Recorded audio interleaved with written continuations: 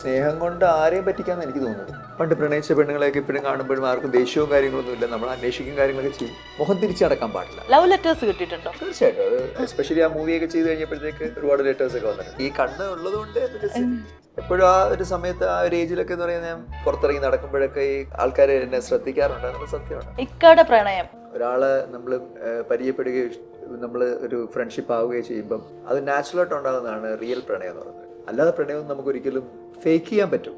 Real love is always like it has to happen natural. അത് നമുക്ക് കറക്റ്റായിട്ട് compatible ആയിട്ടുള്ള ആൾക്കാർ നമുക്ക് കിട്ടണം ലൈഫിൽ. തുടങ്ങുന്ന സമയത്ത് അത് എങ്ങനെ മെയിൻറ്റെയിൻ ചെയ്ത് നമ്മൾ കൊണ്ടുപോകുന്നവരിക്കും. നമ്മുടെ എന്തെങ്കിലും തെറ്റുകൾ അങ്ങോട്ടും ഇങ്ങോട്ടും സംഭവിച്ചു കഴിഞ്ഞാൽ ചില പ്രണയങ്ങൾ അവിടുന്ന് ബ്രേക്ക് ചെയ്ത് പോകും. പക്ഷെ അറ്റ് ദ സെയിം ടൈം പ്രണയം ബ്രേക്ക് ചെയ്താലും ആ ഫ്രണ്ട്ഷിപ്പ് ബ്രേക്ക് ചെയ്യരുത് എന്നുള്ളതാണ് എൻ്റെ ഒരു രീതിയും. ഇപ്പോഴും വേറൊരു ആറ്റിറ്റ്യൂഡാണ്, അങ്ങനെയാണ് ഇങ്ങനെയാണ്, ഇത്തരത്തിലുള്ള കമന്റ്സ് കേട്ടിട്ടുണ്ടോ? ഞാൻ എൻ്റെ ആറ്റിറ്റ്യൂഡ് കാണിക്കുന്ന ഒരാളായിട്ടൊന്നും ഇതുവരെ എൻ്റെ അടുത്ത് പറഞ്ഞിട്ടില്ല. ഞാൻ അവരുടെ മനസ്സിലുണ്ട്, എനിക്ക് എൻ്റെ അടുത്ത് പറയാത്തതാണെന്ന് എനിക്കറിയില്ല. ഇക്കൈക്ക് ലക്ക് എത്രത്തോളം ഉണ്ടായിട്ടുണ്ട്? എനിക്ക് പിന്നെ ക്ഷണക്കത്തൂരും എൻ്റെ ലക്കാണ്. സ്മാർട്ട് ഫോൺ പർച്ചേസിന് ഓക്സിജൻ നൽകുന്ന ഉറപ്പ്. ഏറ്റവും കുറഞ്ഞ വില, വമ്പിച്ച collections, best finance, cash back and exchange ഓഫറുകൾ. സ്മാർട്ട് ഫോണിന് ഓൺലി ഓക്സിജൻ.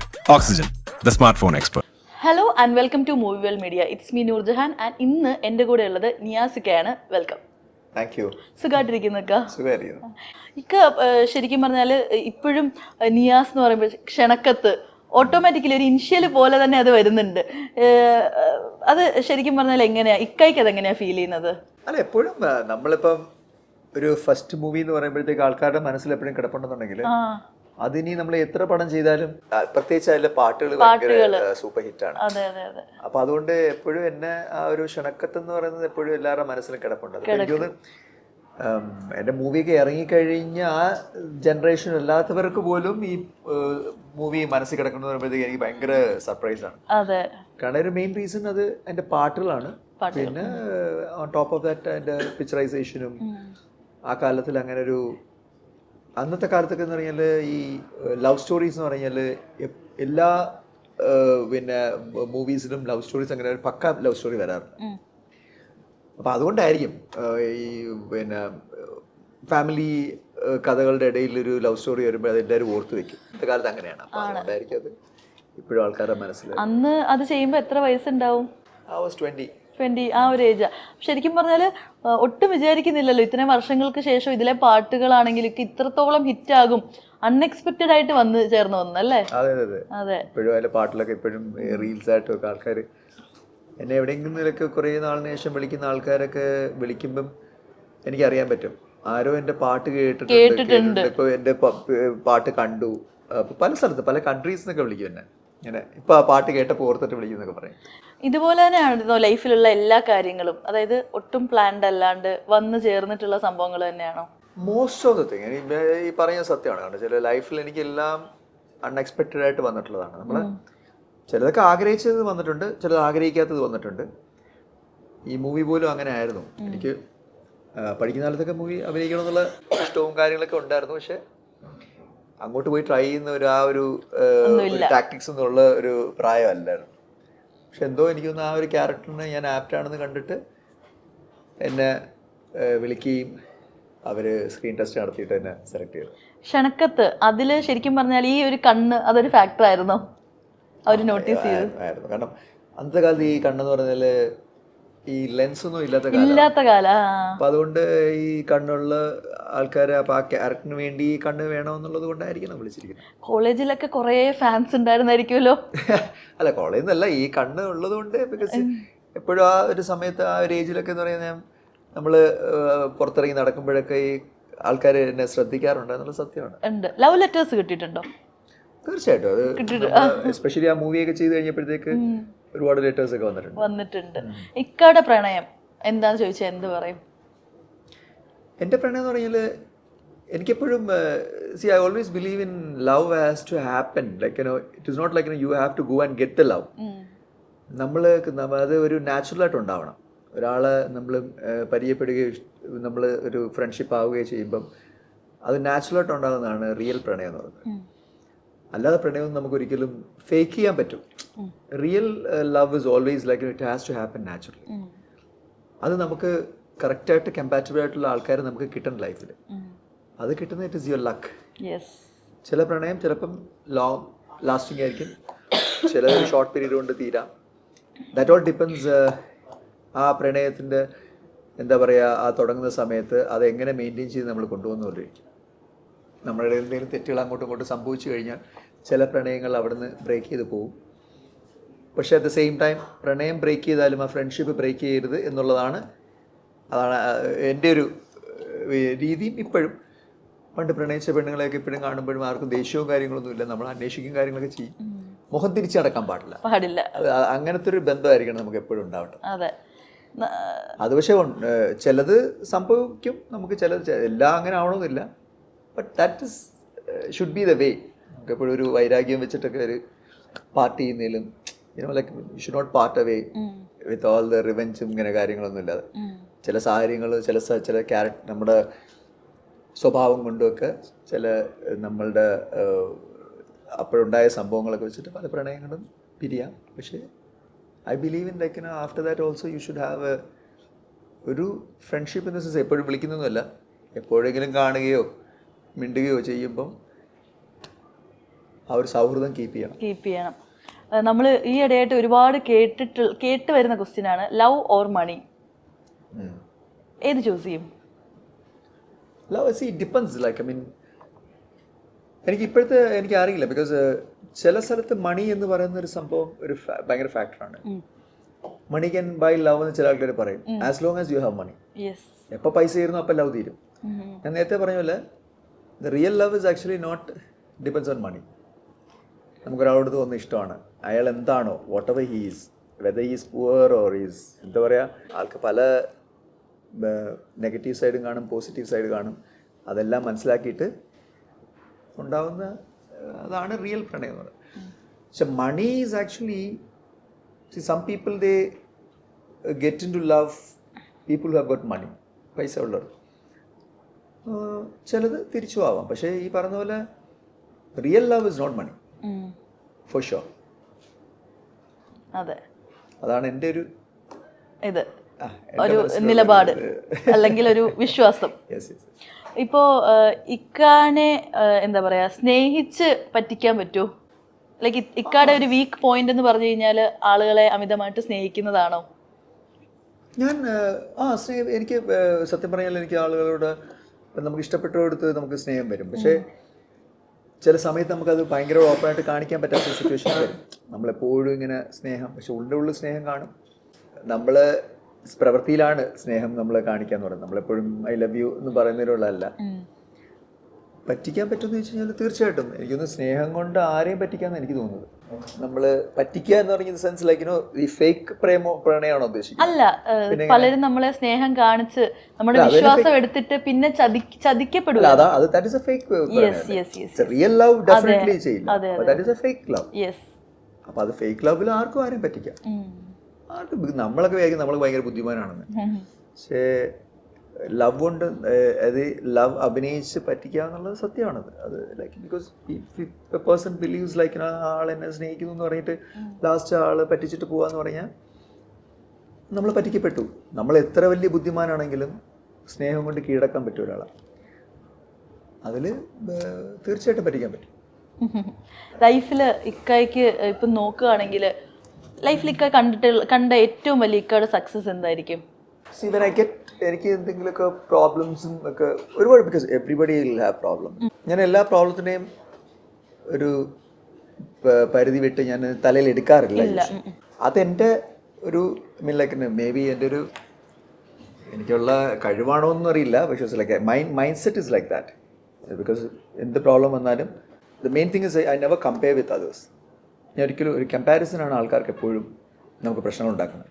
എനിക്കില്ലാത്ത സാധനം അവിടെ ഉണ്ട്, അയാൾ അങ്ങനെ ആയല്ലോ, അയാൾക്ക് അതുണ്ടല്ലോ, അയാൾക്ക് ഇതുണ്ടല്ലോ, എനിക്ക് എന്തുകൊണ്ട് അങ്ങനെ ആവാൻ പറ്റുന്നില്ല എന്ന് when you start comparing with you to others, അവിടെ നമുക്ക് പ്രോബ്ലം തുടങ്ങും. ഈ ഒരു റിയലൈസേഷൻ എപ്പോഴാണ് ഉണ്ടായത്? എനിക്കത് പണ്ടേ ഉണ്ട്. ഒരുപാട് പേർക്ക് ഇല്ലാത്ത ക്വാളിറ്റിയാണ്. ഞാൻ എപ്പോഴും ഒരാൾ, ബിക്കോസ് ഒരാളുടെ കയ്യിൽ വലിയ എന്തോ സാധനം ഉണ്ടായിരുന്നു, നമുക്ക് അഫോർഡ് ചെയ്യാൻ പറ്റുന്നുണ്ടെങ്കിൽ മാത്രമേ ഞാൻ അതിലോട്ട് നോക്കുകയുള്ളൂ. അല്ലെ നോക്കാതിരിക്കുക. യു ഷുഡ് നോട്ട് ലൈക്ക് ഒരാളുടെ ഒരു വലിയ ഭയങ്കര എക്സ്പെൻസീവ് ആയിട്ടുള്ള കാറുണ്ട്, നമുക്കത് അപ്പോഴും നമ്മൾ പോയി നോക്കാതിരിക്കുക. വേണമെങ്കിൽ കാഷ്വലി നോക്കാം, പക്ഷെ കൂടുതൽ ടൂ മച്ച് ഇൻറ്റു നോക്കാതിരിക്കും നല്ലത്. പക്ഷെ in other words also it is you can manifest. നമുക്കത് വേണമെന്ന് വിചാരിച്ചിട്ട് നമ്മൾ അത് പോയി ഇങ്ങനെ കണ്ട് നമ്മളിങ്ങനെ മനസ്സിൽ ഞാനിത് നേടും എന്ന് പറയും എല്ലാ ദിവസവും വിചാരിച്ചിട്ട് മാനിഫെസ്റ്റേഷൻ ഇത് ആ ഒരു ഇതിലും നമുക്ക് ആ കാറ് പോയി നോക്കി നമ്മുടെ മനസ്സിൽ എന്താണ് ഇത് ഞാൻ ഒരു ദിവസം നേടും. രണ്ട് രീതിയുണ്ട്. പക്ഷെ അതിന് നമ്മൾ വർക്ക് ചെയ്യണം. യു ഹാവ് ടു മാനിഫെസ്റ്റേഷൻ മാത്രം പോരാ, ഹാർഡ് വർക്ക് ചെയ്യണം. അപ്പം അങ്ങനെ ഒരു ഹാർഡ് വർക്ക് മെന്റാലിറ്റി ഉള്ളവർക്ക് it is good.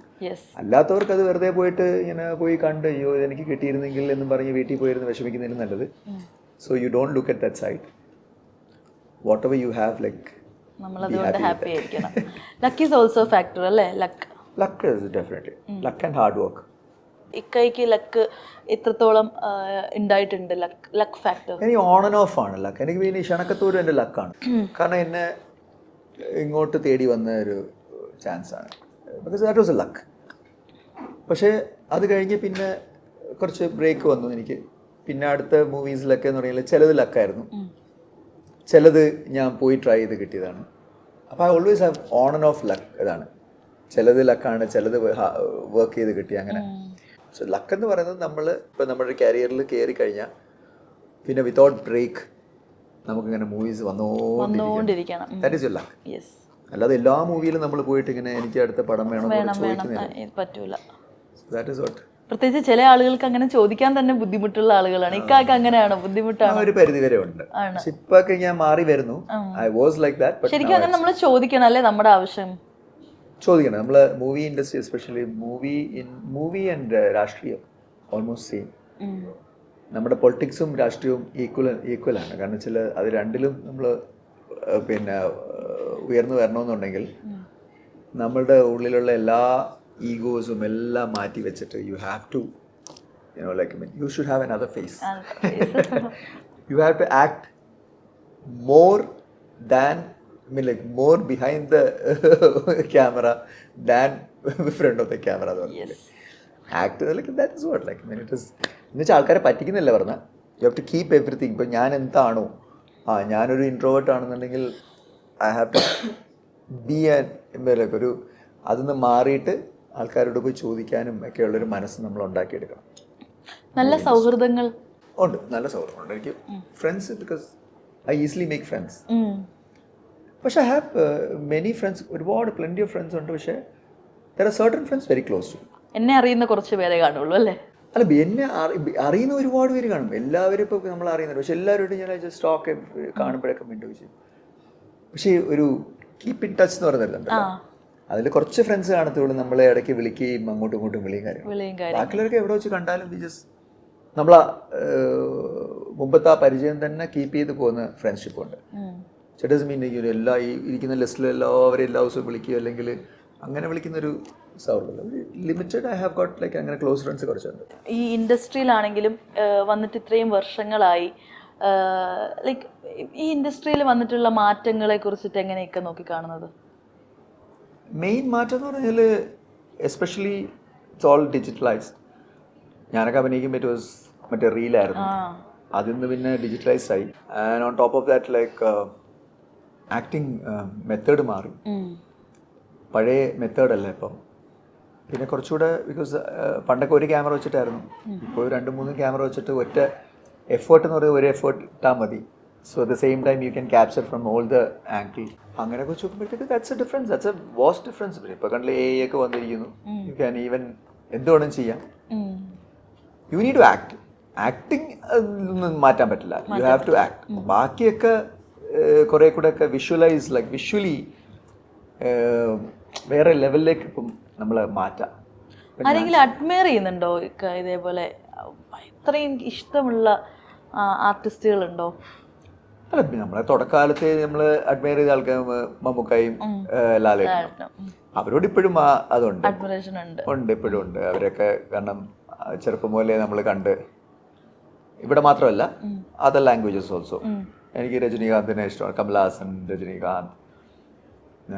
ഹിന്ദിയിലാണെങ്കിലും Aamir Khan, Shahrukh, അവരൊക്കെ എല്ലാ അമിതാഭ് ബച്ചൻ, ഇവരെയൊക്കെ. So there are certain actors like നല്ല പെർഫോം ചെയ്യുന്ന ആക്ടേഴ്സിനോടൊക്കെ നമുക്കൊരു പെർഫോം ചെയ്യുമ്പോഴാണ് ലൈക്ക് ഒരു ബ്ലൈൻഡ് ആയിട്ടുള്ള ഒരു അഡ്മിറേഷൻ എന്ന് പറയുന്നത് ലാലേട്ടനും മമ്മൂക്ക ഇവരാണ്. ബാക്കിയുള്ളടത്തൊക്കെ എന്ന് പറഞ്ഞാൽ പിന്നെ കമൽഹാസൻ, രജനി കാന്ത്, ഇങ്ങനെയുള്ള ആക്ടേഴ്സ്. നമ്മുടെ ഒരു സൗത്ത് ആക്ടേഴ്സും പ്രിയോറിറ്റി. ബാക്കിയുള്ളടത്തൊക്കെ എങ്ങനെയാണ് എന്താ പറയാ, അവർ പെർഫോം ചെയ്യുമ്പോൾ പെർഫോം വെൽ അവരോടൊരു ഇഷ്ടം തോന്നും. അങ്ങനെ അല്ല ഒരു സീരിയൽസിലാണെങ്കിലും കൊണ്ടുവരാൻ ആഗ്രഹിക്കുന്ന ഒരു മാറ്റം എന്തായിരിക്കും? സീരിയൽസിൽ കൊണ്ടുവരാൻ തുടങ്ങിയാൽ കുറച്ചുകൂടെ ബിക്കോസ് ലൈക്ക് ഒരു ഓവർ ഡ്രാമാറ്റിക് എന്നുള്ള, പക്ഷെ അത് മാറി തുടങ്ങി. കൊണ്ടുവരാൻ ആഗ്രഹിക്കുന്നില്ല, ഇപ്പൊ തന്നെ അത് മാറി തുടങ്ങിയിട്ടുണ്ട് കുറെയൊക്കെ. പണ്ടിൽ നിന്നും എനിക്ക് തോന്നുന്നു അതിൻ്റെ ഒരു ചേഞ്ചസ് ഇപ്പം നടക്കുന്നു എന്നുള്ളതാണ് നമുക്ക് വിഷ്വലി കാണുമ്പം തോന്നുന്നത്.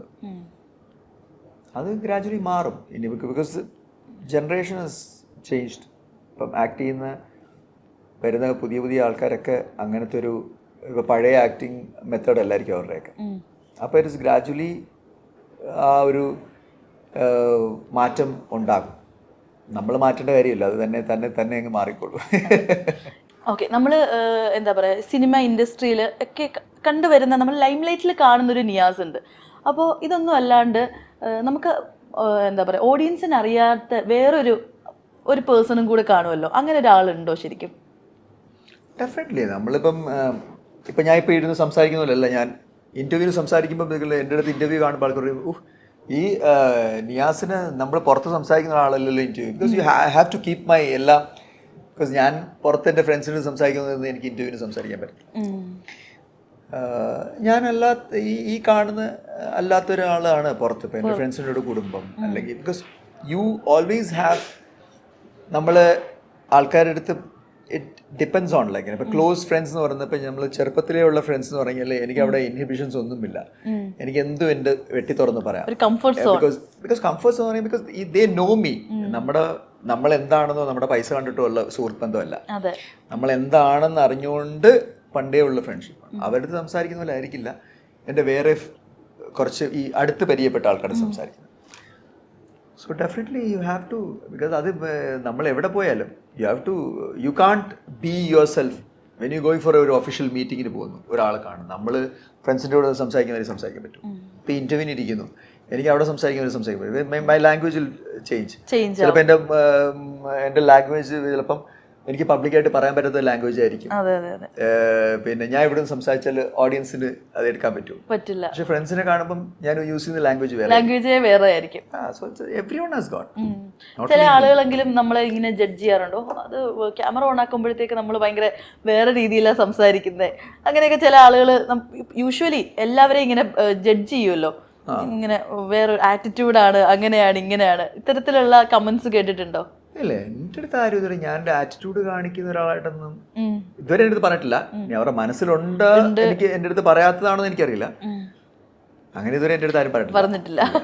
ബിക്കോസ് ലൈക്ക് ഞാനിപ്പോൾ പറഞ്ഞെങ്കിലും there are many people I have seen many interviews like പല മെയിൽസും ഫീമെയിൽസും വന്നിരുന്നിട്ട് ഭയങ്കര ഓപ്പൺ ആയിട്ട് അവരെന്തും ഇപ്പൊ ഈ പറയുന്ന സുഹൃത്തുക്കളുടെ അടുത്ത് സംസാരിക്കുന്ന ലാംഗ്വേജ് സംസാരിക്കുന്നവരുണ്ട്. പക്ഷെ I am not comfortable to do that, അതുകൊണ്ട് ഞാൻ സംസാരിക്കുന്നില്ല. നമുക്ക് അതെ കുഞ്ഞൊരു പ്രൈവസി എന്ന് വേണമെങ്കിൽ പറയാം അല്ലേ? അതെ. അപ്പൊ ഇനി എന്താണ് നെക്സ്റ്റ് പ്രോജക്ട്സ്, അങ്ങനെ എന്തെങ്കിലും, സീരിയൽ ആണെങ്കിലും സിനിമ ആണെങ്കിലും, ഓർ കറന്റ്ലി ഡൂയിങ് എന്താണ്? കറന്റ്ലി ഞാനിപ്പോ ലാസ്റ്റ് എന്റെ ഇറങ്ങിയ മൂവി എന്ന് പറഞ്ഞാൽ റൈഫിൾ ക്ലബ് ആയിരുന്നു. റൈഫിൾ ക്ലബ് ആഷിഖ് കപൂറിന്റെ. ഇപ്പൊ ഞാൻ ആക്ച്വലി തമിഴിൽ ഒരു സീരിയൽ ചെയ്യുന്നു, ഖുഷ്ബുവിന്റെ പേരായിട്ടാണ്. ഖുഷ്ബുവിന്റെ ഹീറോ ആയിട്ട് അഭിനയിച്ചുകൊണ്ടിരിക്കുക, തമിഴ് സീരിയൽ ചെയ്തുകൊണ്ടിരിക്കുന്നത്. ഖുഷ്ബുവിന്റെ പ്രൊഡക്ഷനിൽ തന്നെയാണ്. So I'm trying to get into Tamil movies but as well as മലയാളത്തിൽ ഒന്ന് രണ്ട് മൂവീസ് വരുന്നുണ്ട്.